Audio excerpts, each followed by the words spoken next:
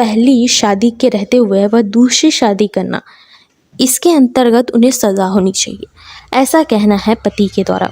और यह केस आया दिल्ली हाई कोर्ट में। इम्पॉर्टेंट जजमेंट ली गई है दिल्ली हाई कोर्ट में। केस के फैक्ट समझ लेते हैं। केस में हुआ क्या। पहले पति पत्नी शादी करते हैं, कुछ समय बाद उनको तलाक की डिमांड होती है क्योंकि वह अब रहना नहीं चाहते। तलाक की डिमांड की जो मांग है वह कोर्ट तक पहुंचती है। फैमिली कोर्ट में यह डिसीजन लिया जाता है कि ओके आपको तलाक चाहिए तो आपको तलाक दे दिया जाएगा। तलाक देते समय जब भी तलाक दिया जाता है, फैमिली कोर्ट हो, हाई कोर्ट हो, सुप्रीम कोर्ट हो, एंड कोर्ट के द्वारा आपका डिसीजन लिया गया है, आप पति पत्नी दोनों में से कोई भी 30 दिन के अंतर्गत उसमें पिटीशन फाइल कर सकते हैं। तो जब तलाक दिया गया तो महिला को पूरी तरीके से पूछा गया, पुरुष को पूछा गया और तलाक दे दिया गया। बट यह तलाक की जो मंजूरी दी गई वह पति को मंजूर नहीं था। तो पति ने क्या किया कि पिटीशन फाइल किया, और पिटीशन फाइल किया 30 डेज़ के अंतर्गत। तो कोई भी कर सकता है, अगर पति हो या पत्नी हो, परमिशन दी जाती है। पिटीशन फाइल किया गया कि यह जो तलाक दिया गया है वह गलत है, और मेरे रहते हुए अभी क्योंकि 30 दिन नहीं हुआ है और यह मेरे रहते हुए वह दूसरी शादी कर रही है, ऐसा कहना था। तो पिटीशन फाइल किया गया हाई कोर्ट में। पिटीशन फाइल किया गया पूरी तरीके से पति द्वारा, और वह कह रहे हैं कि वह लीगल मैरिज नहीं है क्योंकि वह मेरे रहते हुए किसी और से शादी कर रहे हैं। और जब वह पिटीशन कोर्ट में दर्ज हो जाता है 30 डेज़ के अंतर्गत, 30 दिन के अंतर्गत, और दोनों में से दोनों को पता है कि यह पिटीशन है, तो आप किसी भी पर्सन के साथ शादी नहीं कर सकते। बट 30 डेज़ के अंतर्गत आप फिर से पिटीशन फाइल कर सकते हो। कोई भी हो, हस्बैंड हो या वाइफ हो, दोनों में से यह पावर दी जाती है।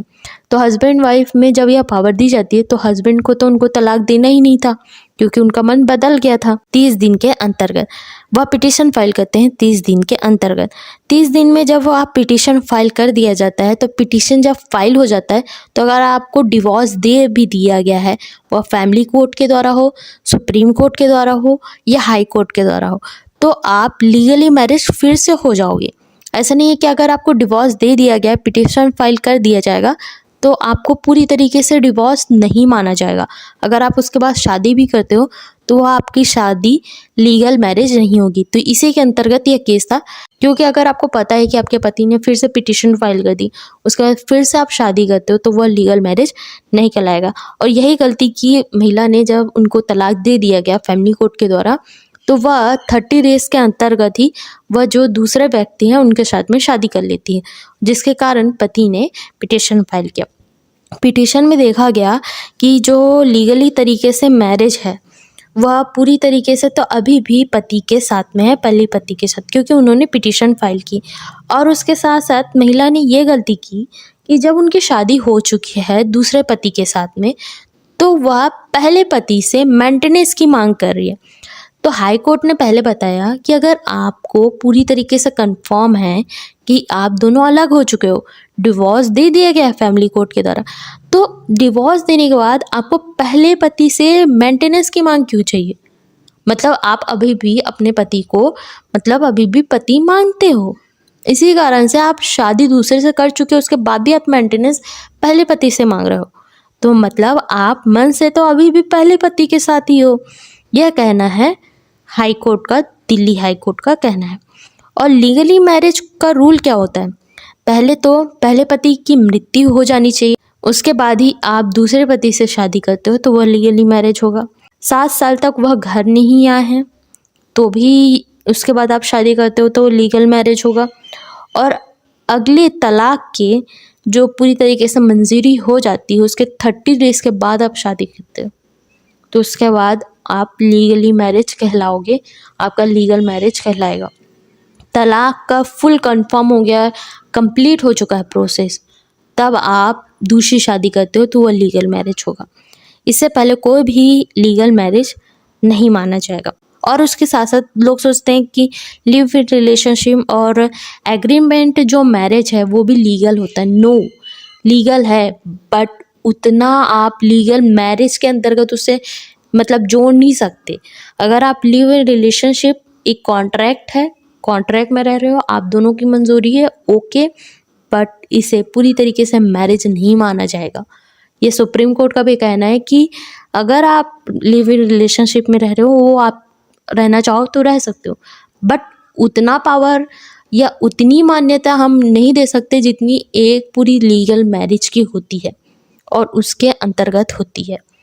इसी के अंतर्गत कहा गया कि अगर आपको शादी करनी थी तो आप कंप्लीट डिवोर्स हो जाता है। अगर डिवोर्स के लिए फैमिली कोर्ट ने डिसीजन दिया है तो आपको 30 डेज तक तो वेट करना था, उससे पहले शादी करने की क्या ज़रूरत थी। उसके साथ साथ आपने मेंटेनेंस की भी मांग की। हिंदू मैरिज एक्ट 1955 सेक्शन 15 के अंतर्गत भी यही कहा गया है। एंड उसके साथ साथ आईपीसी के सेक्शन 498A में अगर आपकी पहली शादी है उसके बाद आप दूसरी शादी करते हो तो ये अपराध की श्रेणी में आएगा और आपने वही गलती की है।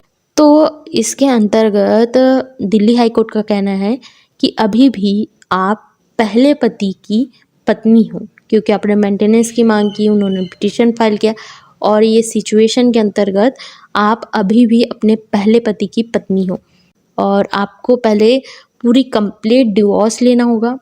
डिवोर्स लेने के बाद ही आप दूसरी शादी करते हो तो वह लीगल मैरिज कहलाएगा। यह कहना है दिल्ली हाई कोर्ट का और डिसीजन लिया गया कि यस, पति ने जो डिमांड की है कि अभी भी उनकी पहली शादी कंटिन्यू है, उसके बाद भी वो दूसरी शादी कर रही है, तो उन्हें बताया गया कि यस, ऐसा ही हुआ है, क्योंकि आपके साथ में शादी रहते हुए पिटीशन फाइल कर दिया है, उनको पता है कि पिटीशन फाइल है, उसके बाद भी वह शादी कर ली है दूसरे व्यक्ति के साथ में, तो यह मान्यता नहीं माना जाएगा, ये लीगल मैरिज नहीं माना जाएगा।